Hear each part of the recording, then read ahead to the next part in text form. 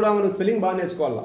Minimum మనం కనుక ఒక 1000 స్పెల్లింగ్ నేర్చుకున్నాం అనుకోండి, 1000 స్పెల్లింగ్లో మీనింగ్స్ ఆటోమేటిక్గా ఇంగ్లీష్ వచ్చేస్తుంది అంతే కదా. మనం మీనింగ్స్ నేర్చుకోవాలి. ఫస్ట్ మీనింగ్స్ నేర్చుకున్నట్టయితే ఇంగ్లీష్ అనేది ఈజీగా వచ్చేస్తుంది, అవునా కదా.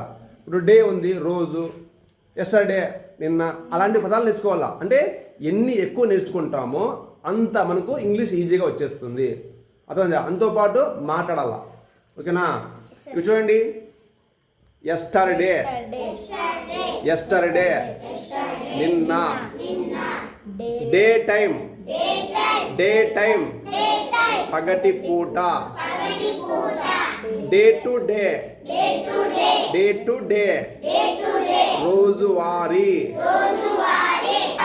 డే లాంగ్, డే లాంగ్, రోజంతా, డే లైట్, డే లైట్, పగటి పూట, నైట్ అవుట్, నైట్ అవుట్, రాత్రి అంతా.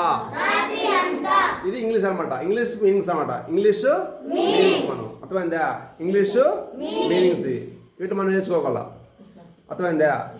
ఇంగ్లీష్ బాగా నేర్చుకున్నాం అనుకోండి, ఈ విధంగా మనం రోజు ప్రాక్టీస్ చేస్తే ఆటోమేటిక్గా వచ్చేస్తుంది. మనం ఏం చేయాలంటే రోజు నేర్చుకోవాలా. వీటి కొన్ని ఫండమెంటల్గా మనము చెప్పాలి, పిల్లలు చెప్పించాలా. మనం చెప్పిస్తామంటే ఆటోమేటిక్గా ఇంగ్లీష్ వస్తుంది. చదవడం గొప్ప కాదు, మనం చదువు చెప్పడం గొప్ప. కాబట్టి మీరంతా చదువుకోవడం కాదు, చదువు నేర్పించే ప్రయత్నం చేయాలా. నేర్పిస్తే ఆటోమేటిక్గా వచ్చేస్తుంది.